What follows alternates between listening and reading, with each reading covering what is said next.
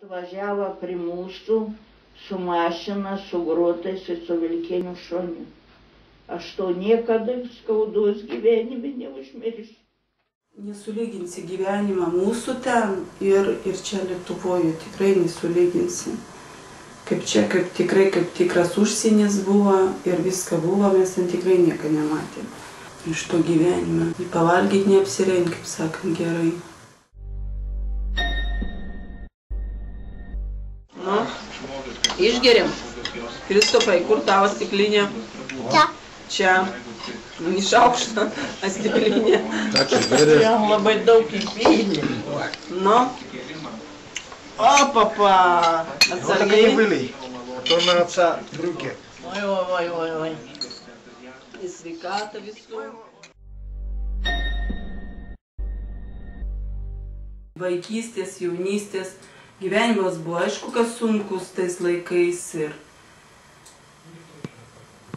mes tikrai daug nematėm, ką, nežinau, kaip ir vaikystė.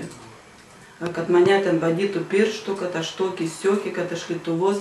Aišku, mes norėjome į Lietuvą išvažiuoti. Mano tėvam, mamytė gal galima buvo išvažiuoti.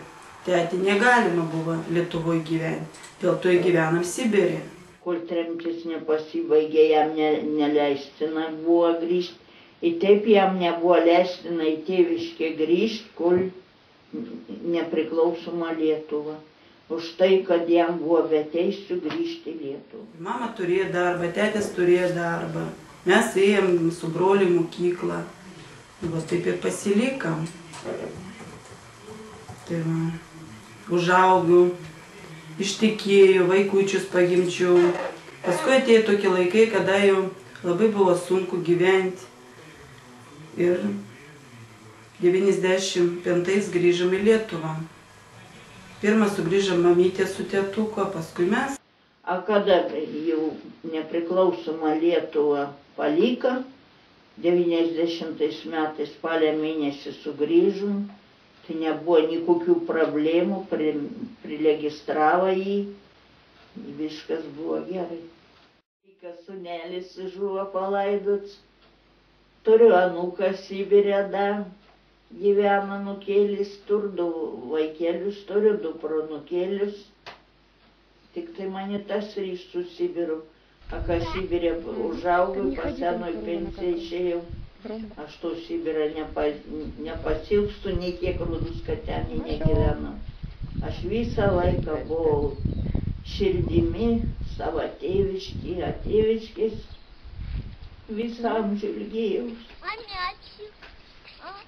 Ir dėkoju labai Dievuliu, kad senatvė gyvenu tėviškai, gyvenu savo krašte, kur aš gimus iki 14 metų augus. Kada į Lietuvą važiavom su tėvu, tai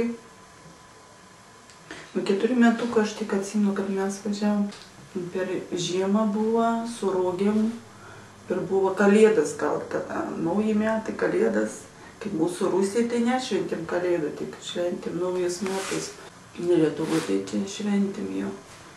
Ir atsimenu mums taip pat, kad mes buvom iš Rusijos ir mums tos dovanėlės taip pat buvo su broliu. A serdauskiem?